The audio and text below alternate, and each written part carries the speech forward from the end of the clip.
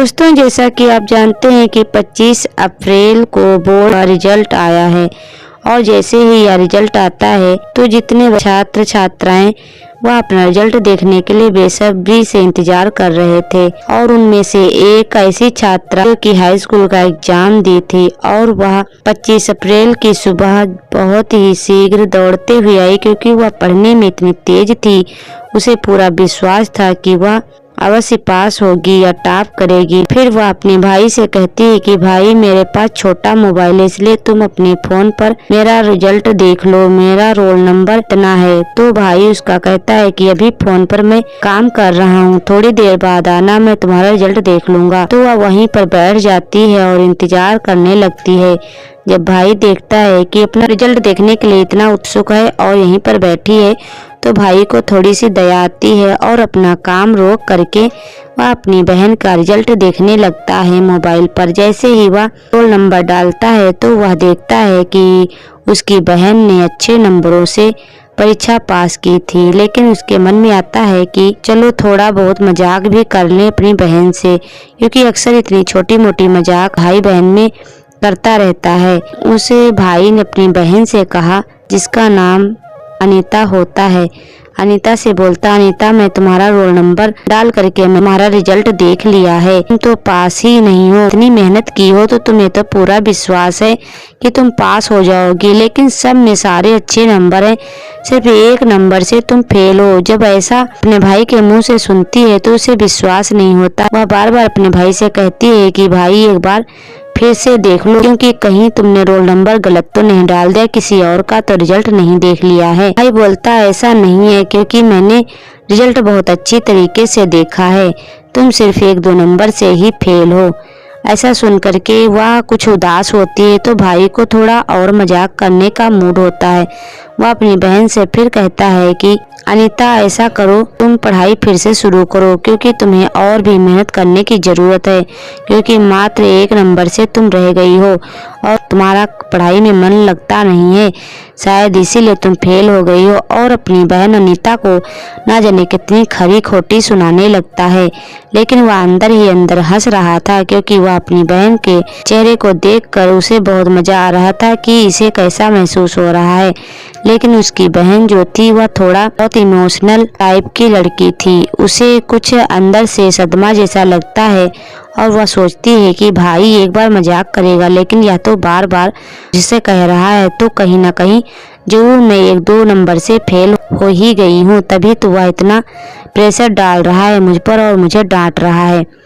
ऐसा सुनकर के वह कुछ नहीं बोलती और वहीं पास में ही बैठ जाती है, अपने भाई के लिए खाना बनाती है और उससे कहती है कि भाई, खाना मैंने बना दिया है, इसलिए जैसे ही तुम अपने काम से फुर्सत पाना तो खाना तुरंत खा लेना। भाई अपनी इस बहन की बात पर ध्यान नहीं देते। मैंने मजाक जो किया है उसी की वजह से उदास है और ऐसी ही शांत बातें कर रही है। तभी उसने अपने माँ बाप के पास भी फोन लगा दिया, क्योंकि माँ बाप भी उसके रिजल्ट का इंतजार कर रहे थे।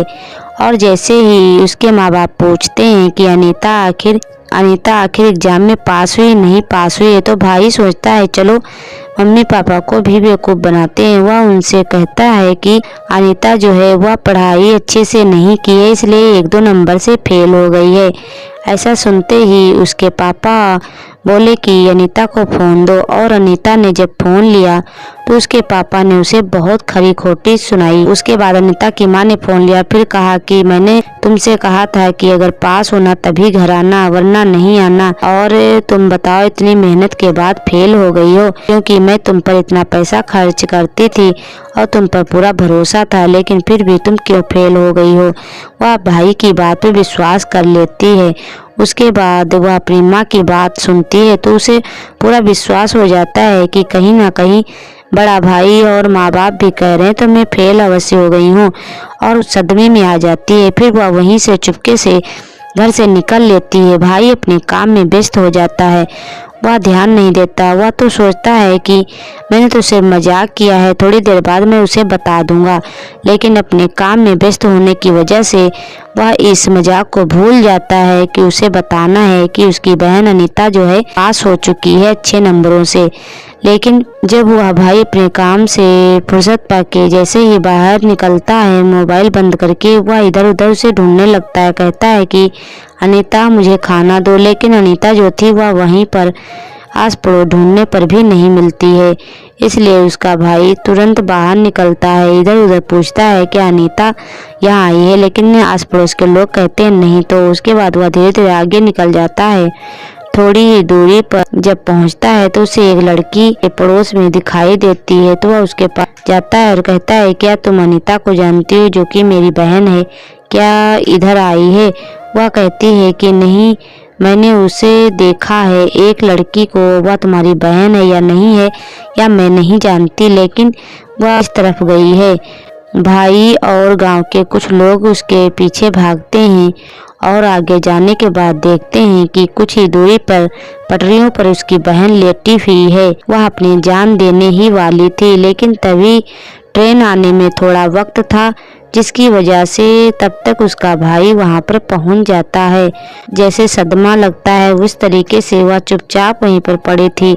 उसे अपने आने वाले भविष्य के बारे में भी थोड़ी भी चिंता नहीं थी कि आखिर अगर वह फेल भी हो गई थी तो उसे अगले साल उससे भी अच्छे नंबर से वह पास हो सकती थी। लेकिन वह इन बातों को नहीं याद करती और ट्रेन की पटरियों पर लेट जाती है। जैसे ही ट्रेन आने वाली थी तब तक उसके भाई ने और कुछ गांव वालों ने उसे खींच लिया। उसके बाद वह अपनी बहन से कहता है कि मुझे माफ़ कर दो, क्योंकि मैंने तुमसे सिर्फ एक हल्का सा मजाक किया था, और एक छोटा सा मजाक जो तेरी जिंदगी तुझसे छीन लेता और उसके साथ साथ मेरी बहन और एक माँ बाप की बेटी चली जाती। यह कहकर वह फुट फुट कर रोने लगता है। कहता है कि बहन, मुझसे इतनी छोटी सी गलती हो गई है, तुम्हें इतना विश्वास था, तुम पास हो गई हो तो तुम्हें मेरी बात पर विश्वास करना चाहिए था, लेकिन फिर भी तुम मेरी बात पर इतना विश्वास की हो कि यहाँ आ गई हो। क्या फिर तुम्हें अपनी जान दे देना या आत्महत्या कर लेना? अपनी बहन को समझाता है कि बहन, अगर तुम क्या हुआ इस साल अगर पास नहीं हुई और उससे भी ज़्यादा मेहनत करोगी तो अगले साल तुम और भी ज़्यादा नंबर लाकर पास हो सकती हो। बहन, तुमने फर्स्ट डिवीज़न पास किया है और मैं तुम्हें अब मम्मी पापा से भी डांट दिलाना चाहता था, इसलिए मैंने मम्मी पापा को पहले से ही फ़ोन करके उन्हें सब कुछ बता दिया था, इसलिए तुम्हें उन्होंने डांटा था और तुमने इतनी छोटी सी बात को लेकर इतनी बड़ी सज़ा खुद को तो देने जा रहे थे, लेकिन पीछे जो तेरा भाई और तेरे माँ बाप थे उनको भी ज़िंदगी भर के लिए आंसू देने वाली थी। तो दोस्तों, यह कहानी आपको कैसी लगी? अच्छी लगी तो वीडियो को लाइक करें, शेयर करें और ऐसी अपडेट पाने के लिए चैनल को सब्सक्राइब करें। जय हिंद।